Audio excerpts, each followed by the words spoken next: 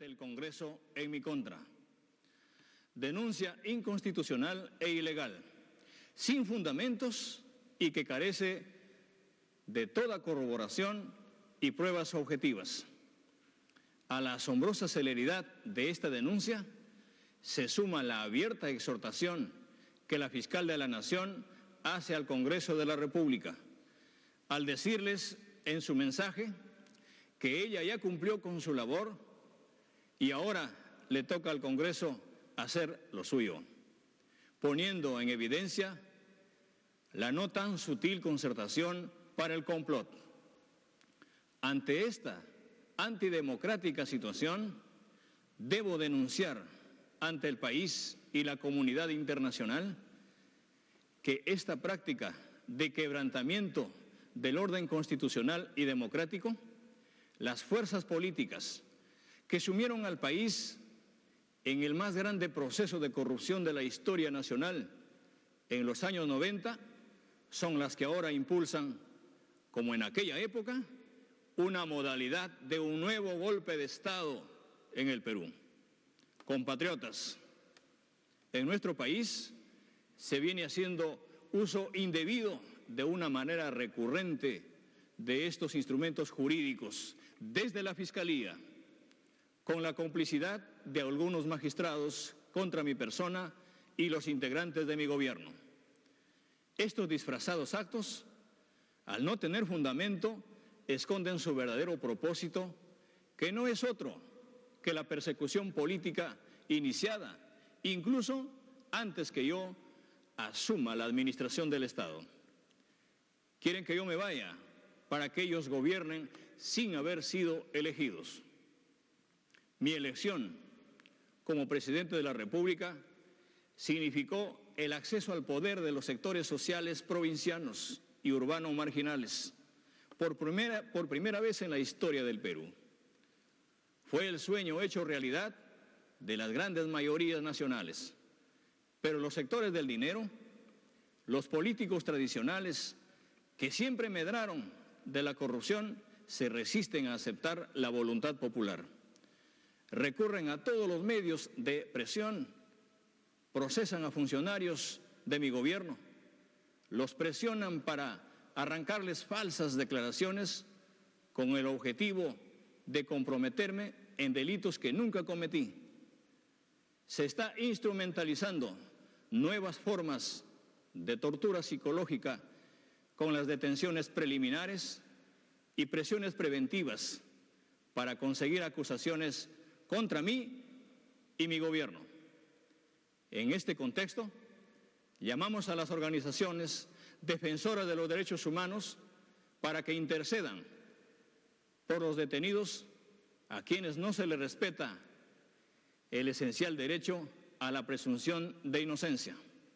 Como hoy sabemos, la Fiscalía sostiene que la inocencia hay que probarla y que los colaboradores eficaces pueden mentir. En este afán desestabilizador, a los neogolpistas no les importa nada, ni el pueblo, ni la patria, ni la familia. Yo lo sufro en carne propia. Mi hija, mi esposa, toda mi familia han sido agredidas con el único propósito de destruirme, porque no quieren que termine mi mandato.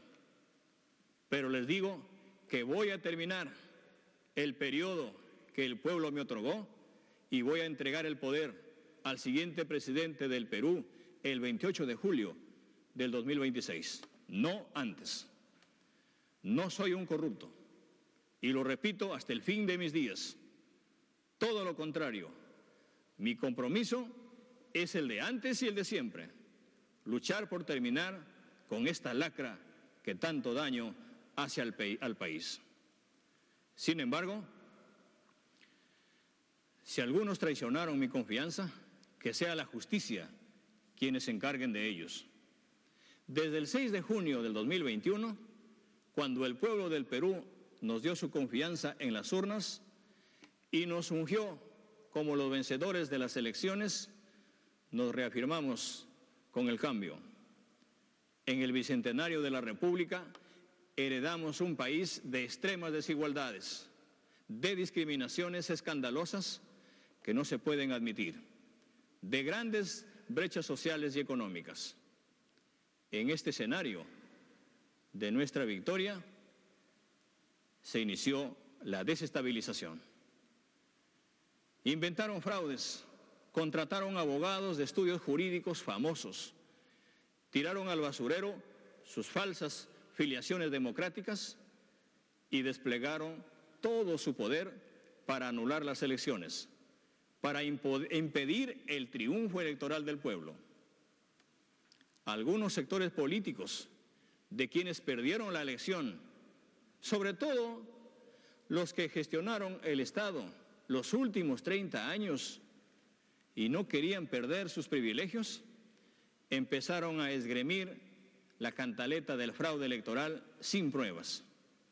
El fraude invocado no se pudo demostrar porque nunca existió. La democracia y la voluntad del voto popular finalmente prevalecieron, triunfaron. Pero continuó con virulencia y son testigos, no solo los peruanos y peruanas, sino toda la comunidad internacional. La guerra para deslegitimar mi gobierno, el gobierno del Perú profundo. Se me acusó de comunista, sin fundamento, con odio, con desprecio.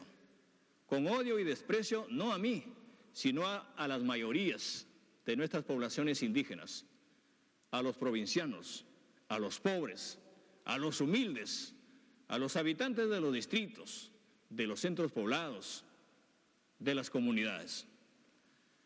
Como se nos acusó de comunistas, dijeron que íbamos a expropiar no solo las minas, empresas, sino las casas particulares, que íbamos a destrozar la estabilidad macroeconómica. La realidad demostró que no somos comunistas, que tenemos un manejo muy responsable de la economía, que hemos mantenido la estabilidad macroeconómica, pero en realidad muestra también que queremos una economía cuyos resultados favorezcan a todos, especialmente a las clases medias y a los pobres, a los emprendedores, que adicionalmente son los que más han sufrido los efectos de la pandemia. Creemos y aplicamos una economía social de mercado, con mejor distribución y equidad social. Ese es el camino para la cohesión nacional. Bueno, ahí continúa el mensaje del presidente Pedro Castillo, el presidente del Perú. Le explico porque acabábamos de entrar, le decía yo, estábamos a la expectativa de esto que iba a ocurrir en cualquier momento, este mensaje a la nación por parte del presidente del Perú, que tiene que ver con que debido a la gran presión que está recibiendo el presidente Pedro Castillo por las investigaciones de la Fiscalía, por 3 concretamente que forman parte de una denuncia constitucional en su contra que se encuentra en la Subcomisión de Investigaciones Constitucionales de Legislativo, para determinar precisamente si esto da paso a que finalmente sea removido el cargo a través de una vacancia o a través de cualquier otro proceso de los cuales dispone el Congreso. Este es vamos a decir, el procedimiento que se está buscando por parte del Ministerio Público y de la Fiscalía. Por el otro lado, alegan que esto no puede ocurrir por el artículo 117, que determina que el presidente del Perú solamente puede ser removido del cargo si comete 4 específicos delitos que se encuentran delineados en ese artículo, dentro de los cuales no están aquellos por los cuales la Fiscalía está presentando la denuncia constitucional. En todo este contexto, entonces, Castillo busca ahora, hablando de esta supuesta nueva modalidad de golpe de Estado, busca el apoyo internacional y se le ocurre nada más y nada menos que recurrir a la OEA, a la Organización de los Estados Americanos, para denunciar un intento de desestabilización. Les pide, imagínese usted, esto es ridículo, completamente ridículo, cuando hemos visto otros escenarios en países como Venezuela, como Nicaragua, en donde se ha solicitado, que la gravedad de estos casos es mucho mayor, se ha solicitado aplicar la Carta Democrática Interamericana y no se ha podido llegar hasta ese punto. Ahora Castillo pretende que la OEA aplique la Carta Democrática Interamericana porque se le está señalando como líder o presunto líder de una organización criminal. ¿Cómo lo sustenta Castillo? Castillo dice, no, lo que se está dando aquí es un intento de desestabilizar el gobierno. Cita 2 artículos de la Carta Democrática Interamericana, el artículo 17 y 18, sustentando también que es un golpe de Estado, una nueva modalidad de golpe de Estado. Dice que en los últimos meses viene ocurriendo en el Perú una sucesión de hechos y situaciones desde Fiscalía del Congreso que han configurado un proceso destinado a la alteración del orden e institucionalidad democrática. Habría que ver, porque aquí el primer causante de una desestabilización institucional y democrática ha sido el presidente Pedro Castillo. Solamente basta ver el récord que tiene la cantidad de cambios de gabinete que se han dado durante su primer año. Eso por un lado. Segundo, el número de casos que tiene abierto en la Fiscalía que se están investigando. Estamos hablando de 6, 7, de los cuales 3 están como denuncia constitucional. En efecto, aquí se debe presumir la inocencia, pero esto de ninguna manera, y quiero decirlo claramente, es una modalidad de intento de golpe de Estado. Este discurso se asemeja tanto a lo que en algún momento escuchamos por parte del expresidente Evo Morales, en donde preparan el terreno para hablar de golpe de Estado, en donde buscan asilo en otro país por si las cosas se ponen mal, y en donde denuncian ante un organismo internacional para poder sustentar y solidificar la retórica de un golpe de Estado. Se lo digo, presidente Castillo, y se lo repito, y se lo digo a los medios, se lo digo a la OEA. Dejen de estar jugando con términos que son mucho más graves, como golpes de Estado. Dejen de ser niños en el juego de la política. Presidente Castillo, si usted quiere denunciar persecución política, yo mismo se lo aceptaría. Presunta persecución política. Sí, como presuntamente usted es líder de una organización criminal. Pero empezar con esta retórica, escuchar este discurso que me extraña neogolpistas. El lenguaje está claramente diseñado por ese bloque de líderes, entre comillas, del socialismo del siglo XXI. El lenguaje que hoy escuchamos de Pedro Castillo no es el mismo de todos los días, porque no lo tiene Castillo, usted no lo tiene. Ese mensaje se lo ha escrito alguien vinculado con esta línea de pensamiento del socialismo del siglo XXI. O vino de Bolivia, o vino de Venezuela, o vino de Nicaragua, o vino de Cuba. Se está victimizando el presidente Pedro Castillo. Pobrecito Pedro Castillo que lo está persiguiendo. Pobrecito Pedro Castillo que ha sido incapaz de llevar las riendas del país. Y trata de involucrar a las masas, a su base, para que reaccionen ante esta gran injuria y persecución del pobrecito Pedro Castillo. Le voy a decir algo, presidente Castillo, para que vea usted que es un mentiroso. Un mentiroso. Cuando dice que la ofensa va contra todos aquellos de las comunidades indígenas y de las diferentes municipalidades. A usted lo acaban de declarar persona non grata. Persona non grata en el municipio de San Isidro. ¿Y por qué lo catalogaron como persona non grata en el municipio de San Isidro? Porque dicen que en lugar de allanarse a las investigaciones y colaborar con la justicia, renunciando al cargo, ha mostrado una actitud hostil. Ese es el pueblo que en su momento le dio el apoyo y hoy le dice, usted lo que está haciendo está mal hecho. Ojalá la OEA no caiga en esta ridiculez. Ya cayó en parte. ¿Por qué? Porque se ve obligada. Se ve obligado. Luis Almagro se ve obligado. Al llamado de Pedro Castillo tienen que hacer algo porque si no entonces incumplen, ¿no? Pero aquí no hay los elementos. De ninguna manera. Lejos, muy lejos está Pedro Castillo de que se pueda aplicar o disponer de la Carta Democrática Interamericana. A ver, habrá que ver mayor ridículo por parte de un presidente. Mayor ridículo. Y que le sigan el juego en la Organización de Estados Americanos. Es insólito. Se lo repito, Pedro Castillo. Revise la historia reciente de Venezuela. Con Maduro, con Hugo Chávez. donde se pidió un sinnúmero de veces la aplicación de la Carta Interamericana con Nicaragua. Y no se hizo. ¿Sabe usted lo grave que es la situación de Venezuela, lo grave que es la situación de Nicaragua, y no se llegó al punto, y usted está pidiendo esto porque se le está diciendo que es un corrupto y lo están investigando? Mire, presidente Castillo, se lo voy a decir de otra forma, como yo hablo de claro. Sea hombrecito y demuestre que de todo lo que se le señala y se le investiga, no es culpable. Si tiene los elementos en la mano, demuéstrelo. Y después de eso, meta preso a aquellos que han mentido. Meta presos a aquellos que han mentido en su contra. Porque un artículo que le da impunidad no quiere decir que se esté desestabilizando su gobierno. No es un caso, no son 2, no son 3, no son 4, no son 5, son 6, son 7 investigaciones en su contra, presidente Castillo. Si de las 7 usted es inocente,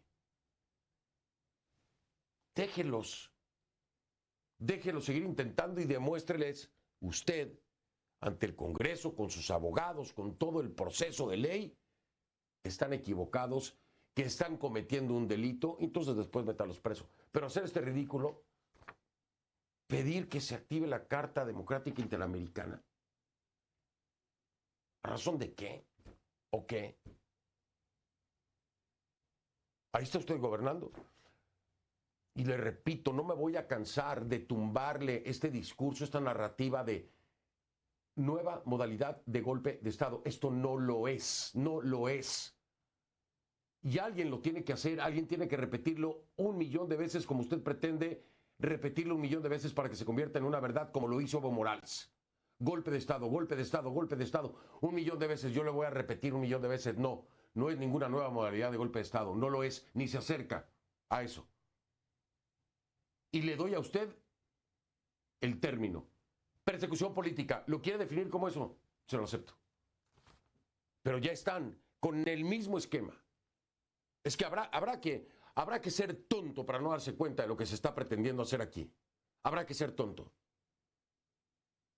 Tratar de establecer el antecedente de un presunto golpe de Estado. Para que pase lo que pase, usted siempre siga siendo la víctima. Usted pueda recurrir a otros mecanismos que están para otras cosas, como la Carta Interamericana, como lo hizo en su momento Evo Morales. Habrá que ver el cinismo y el descaro. Sí, yo sé que mañana va a ser titulares todo esto que le estoy diciendo. No me importa. Esa es la verdad y hay que decirlo como es. Y lo hablamos usted y yo cuando quiera, presidente Castillo. Que la primera entrevista que tuvimos fue muy fácil hablar con usted porque no tenía respuestas para nada. Hablemos por segunda vez. Hablemos de todo esto por segunda vez. A ver si tienen las respuestas para mí. Voy con Jimena de la Quintana. Está en vivo desde Lima. Para empezar el programa también con otros temas de suma importancia. Tengo un invitado en México esperando y tengo que estar atendiendo esta sinrazón del presidente Castillo. Jimena, buenas noches, adelante. Hola Fernando, buenas noches. Mira, lo que dice Castillo en su discurso que acabamos de escuchar es básicamente lo mismo que dice en estas 11 páginas de la carta que remite justamente al secretario general de la OEA, es decir, a Luis Almagro. Así que no voy a repetir, por lo tanto, lo que dice la carta. Eso por un lado. Ahora, lo que sí creo que vale la pena rescatar es que Castillo, como parte de su defensa, y lo has dicho tú, lo has explicado muy bien tú ya, cita en esta carta la Constitución vigente y dice que lo que se pretende hacer desde el Congreso y la Fiscalía no se puede porque la Constitución lo prohíbe. Paradójicamente, esta Constitución que hoy defiende Castillo es la misma Constitución que él pretendió cambiar o que él decía cambiaría en su plan de gobierno. Ahora, esto ocurre, esta carta que envía la OEA, Fernando, ocurre un día después en que se da la denuncia de la fiscal de la Nación contra Pedro Castillo, la denuncia constitucional contra Pedro Castillo, que está basada en parte de las investigaciones, son varias investigaciones, lo has mencionado tú ya, que el Ministerio Público viene haciendo en contra de Pedro Castillo por posibles actos de corrupción, presuntos actos de corrupción durante su gobierno, lo que él ha negado. Estas investigaciones 13 se toman, se hace la denuncia constitucional y es por eso que se presenta ante el Congreso. Esta denuncia constitucional se da el día 11 y la carta de Pedro Castillo que envía a la OEA tiene fecha 12. Ahora, ¿qué es lo que va a pasar? Bueno, pues este jueves, cuando se realice una sesión extraordinaria de la OEA a la que ya se ha convocado, se definirá finalmente qué es lo que va a pasar. Se entiende, según lo que se ha comunicado, que se va a analizar la situación en el país y se va a disponer las visitas y gestiones que se estimen pertinentes. La pregunta, termino con esto porque sé que tenemos poco tiempo, es cuáles podrían ser en todo caso las consecuencias de la visita de la OEA. Entendemos, Fernando, que la OEA, una vez que recoja o que venga al Perú, tendría que recoger todas las posturas, es decir, las posturas de las instituciones también a las que Castillo se refiere, es decir, de todos los involucrados. Y recordemos más bien que la versión de estas instituciones es contraria. Por ejemplo, dicen que el presidente Castillo obstruye la justicia, esto se dice desde el Ministerio Público y desde el Congreso. Y también hay muchas críticas respecto a cómo Castillo trata a la prensa y a la restricción al libre ejercicio de la prensa en el Perú. De hecho, ayer Castillo tuvo duras palabras contra la prensa y volvió a decir que se informa de manera sesgada y que se miente constantemente. Fernando.